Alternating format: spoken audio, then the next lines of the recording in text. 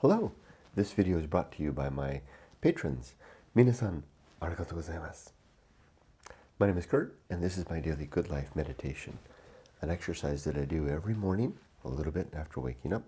It's now 4:37 a.m. I do this to remember my life objectives and principles, those which are outlined in my book, Going Alone. And you can get a copy at the link up here. And if you don't see a link, there's one down in the description. I also use this time to think about the last 24 hours and how I did with the various challenges and opportunities that I met. I forecast the coming day to look at what challenges I might meet and ready myself, especially to ready myself for the unexpected. And then I prepare myself for death. But before I do any of that, I like to read a poem. And sticking with Edward Thomas, I am going to read a poem that's quite famous in his brief catalog of poems. It's called Addlestrop. It's about, it captures the moment when the steam locomotive that he was traveling on in Gloucestershire had to stop at this small, tiny, unscheduled station due to the fact that it was overheating, just to cool down a little bit. And while it was there, no one got off the train, no one got on the train, and Thomas looked out the window and took in the sights, and this poem came to mind. And just out of curiosity, I looked up on Google Earth Addlestrop, and I found the town, and I also found what may be the station, or the remnants of the station. I found the railroad. It's just a little south of the town, and I think I found what might be the station. It was interesting to see, put a visual on it. Here we go. Addlestrop. Yes, I remember Addlestrop, the name, because one afternoon of heat the express train drew up there unwontedly. It was late June. The steam hissed. Someone cleared his throat. No one left and no one came on the bare platform. What I saw was Addlestrop, only the name, and willows, willow herb, and grass, and meadows sweet, and haycocks dry, no whit less and lonely fair than the high cloudlets in the sky. And for that minute a blackbird sang close by, and round him, mistier, farther and farther, all the birds of Oxfordshire and Gloucestershire. I'm going to remember that. I'm going to remember this poem if when, hopefully, I'm in Japan again and traveling a day on a train for no better reason than to travel. If we stop, then maybe I'll get out. Okay. Let's do the good life. Last night and yesterday, interesting day yesterday. For my new project, I participated in restaurant inspections. So I went out into the field with a restaurant inspector, and I learned a lot.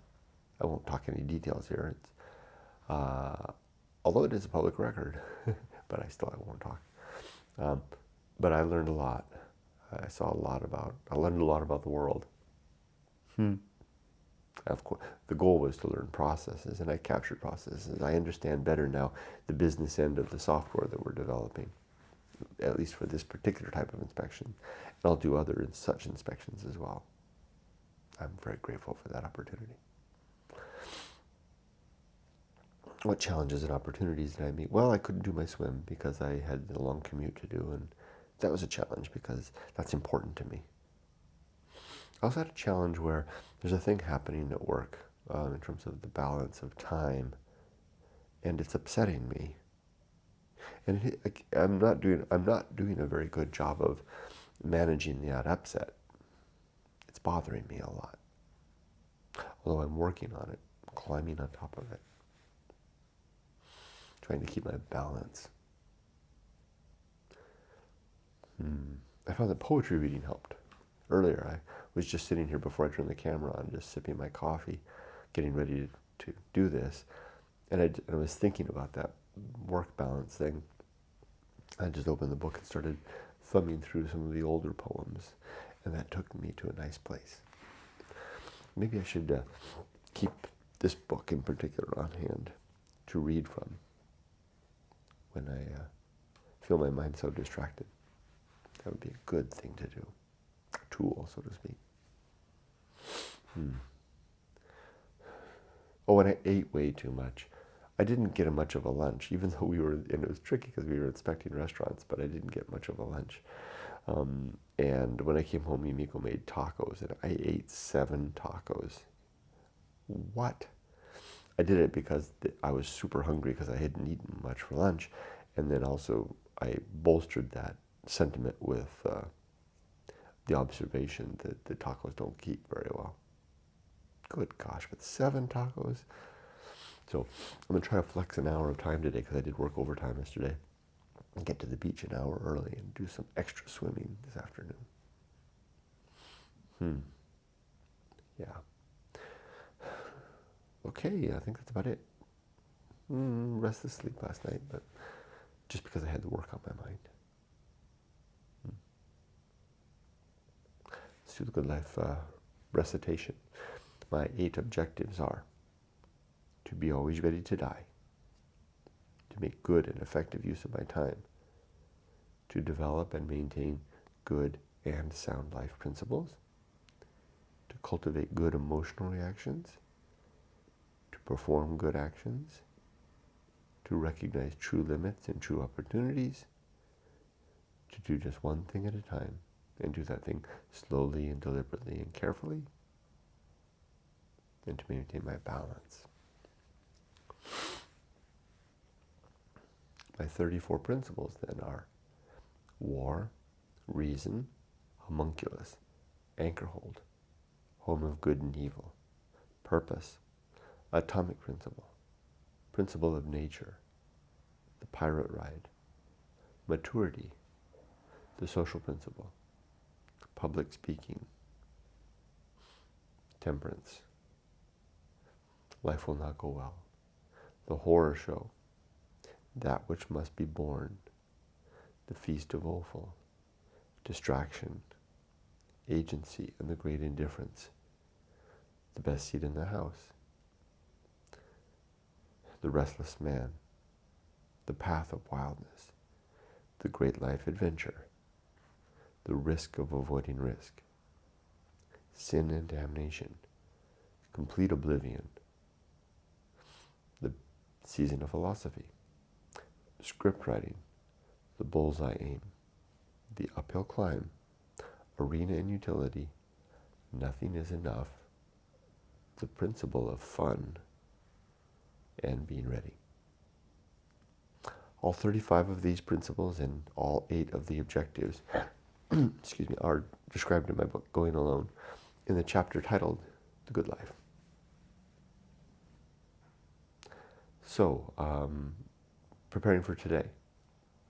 I need to tackle this time thing, and I sent an email, one of the things I was working late on yesterday, to the managers yesterday, asking them to please resolve this difficulty for me, to figure out and plan and communicate my time allocation so that I can be straight on things. I really don't care. Well, I do. I have a preference, but my preference doesn't really matter a lot.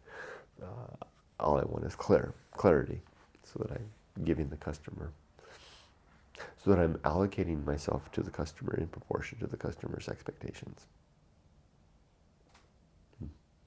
Leave it at that. I can do today. I have a pretty straightforward path for today.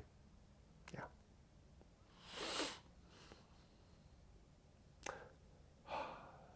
I feel that old anxiety of work, though. It just never goes away.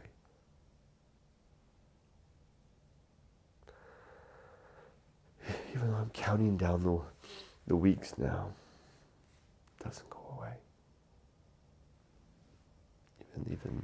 Even poetry hardly helps.